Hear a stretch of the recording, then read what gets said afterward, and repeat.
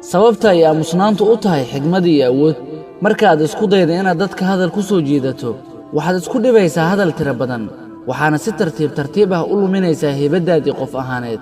haddii waxa aad sheegaysaa uu yahay waxaan macno lahayn, waxaa si toos ah u luminaysaa qiimihii ay dadka kale kuu hayeen. waxaa hubaala markasta oo hadalkaagu badan yahay inuu dhacdhacaaguna uu badanayo. haddaba waa maxay sababta ay aamusnaantu u tahay xigmad iyo awood?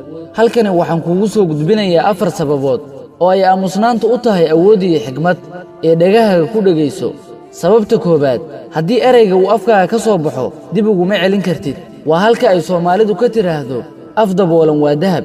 sidaa darteed waxaa habboon inaan afkeena xakamayno markaan caraysannahay, gaar ahaan si aanan wax walba ugu hadlin oo aan nafteena u xakamayno. waxaa la yidhaahdaa haddii aad doonaysa inaad qof ogaato ra'yiga uu kaa qabo waa laga caraysiiyaa. xumaan walba uu ku hayo ayuu dibadda u soo saarayaa markaasi kadib. sababta labaad, cadowgaaga ka dhig kuwa u baahi qaba macluumaadkaaga.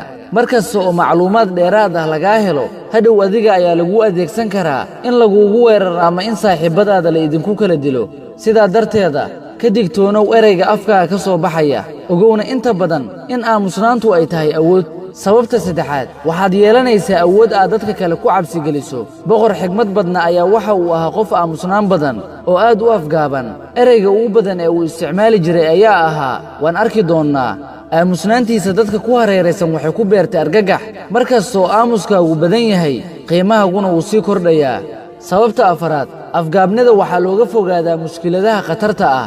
si kastaba aamusnaantu waa xigmad iyo awood, laakiin mararka qaar ayaanay habboonayn inaad aamusto. waa marka si qaldan laguu fahmo inaad wax kala caddaysana loo baahan yahay. xilliyada qaar inaad hadal badan tiraahdo waa lagama maarmaan. waa marka aad tirtiraysa saamaynta hadal dad kale ay sheegeen oo bulshada raad xun ku yeeshay. marka inaad raadkaasi aad tirtirto waa lagama maarmaan. haddaba ogsoonow in degganaanta iyo afgaabnidu aysan ahayn daciifnimo ee ay tahay kalsooni in qofka uu doonayo inuu beegsado goorta iyo goobta ay oraahdu mudan tahay.